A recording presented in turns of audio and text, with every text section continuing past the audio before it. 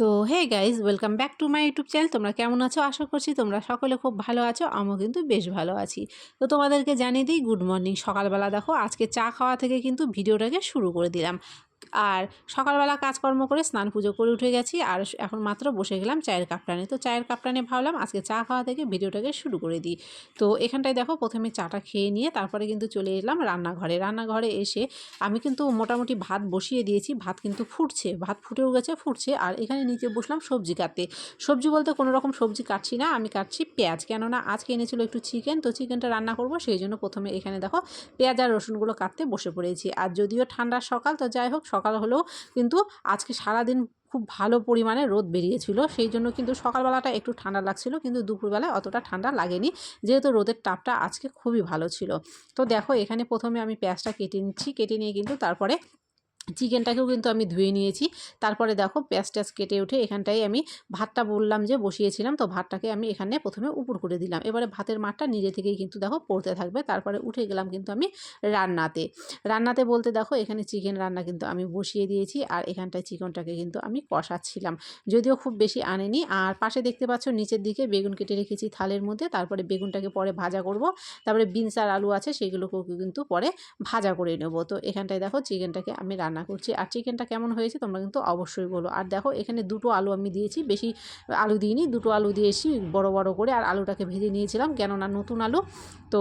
চিকেনের মধ্যে কিন্তু আমরা আলু খাই। তোমরা কে কে চিকেনের মধ্যে আলু খেতে ভালোবাসো অবশ্যই কিন্তু কমেন্ট করো।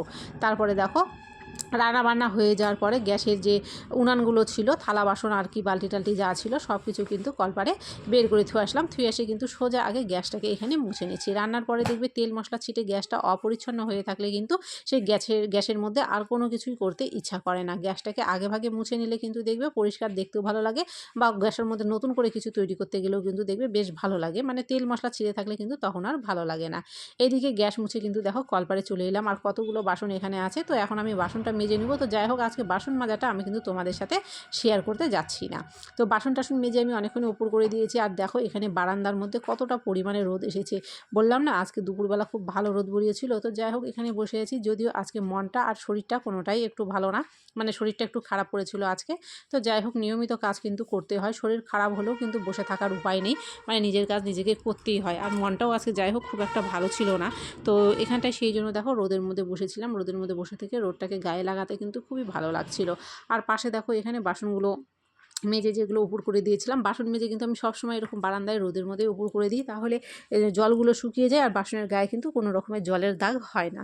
তো আর এখন দেখো অনেকক্ষণই বাসনগুলো মেজে এখানে উপর করে দিয়েছিলাম, শুকিয়ে গেছে। তো বাসনগুলো উঠিয়ে নিচ্ছি, উঠিয়ে নিয়ে কিন্তু দেখো রান্নাঘরের মধ্যে নিয়ে যাচ্ছি, নিয়ে যেয়ে রান্নাঘরের যেখানে যেটা থাকে সেখানে সেটা কিন্তু রেখে দেবো। তারপরে দেখো এখানটায় কিন্তু আজকে আর আমি তোমাদের সাথে খাওয়া দাওয়াটা একদমই শেয়ার করতে যাচ্ছি না। আমি কিন্তু এরপরে রেডি হয়ে কিন্তু সোজা চলে যাব ভিডিও করতে। ভিডিও বলতে কালকে যেহেতু ওয়েদারটা খুবই খারাপ ছিল, তো কালকে আর কি রিলস ভিডিও আমি বানাইনি। আর বললাম যে শরীরটাও যাই হোক খুব একটা ভালো না, তো আজকেও শরীরটা খুব একটা ভালো না, তবুও একটু আসলাম, ভাবলাম যে এইদিকে বাইরের দিকে আসলে একটু ভালো লাগবে। বাড়ির মধ্যে অতক্ষণ বসে থাকলে কি আর ভালো লাগে? তো দেখো এখানে মাঠ ঘাট পশু পাখি মানে সবুজ গাছপালা দেখলে কিন্তু বেশ মনটা পরিষ্কার হয়ে যায়। তো সেই জন্য এখানে এসেছিলাম। তো যাই হোক যে কাজের জন্য এসেছিলাম সেটা কিন্তু হয়ে গেছে। আর এখন কিন্তু উঠে পড়লাম বাড়ির দিকে রওনা দিতে। এবার বাড়িতে গিয়ে কিন্তু বাড়িতে যে বিকেলের কাজগুলো আছে সেগুলোও কিন্তু করে ফেলবো। আর এখানটায় আমার সাথে আরও অনেকেই ছিল, তো যাই হোক সবাই উঠে চলে গেছে, আমি একাই একটু বসেছিলাম, ভালো লাগছিল একা একা বসে থাকতে।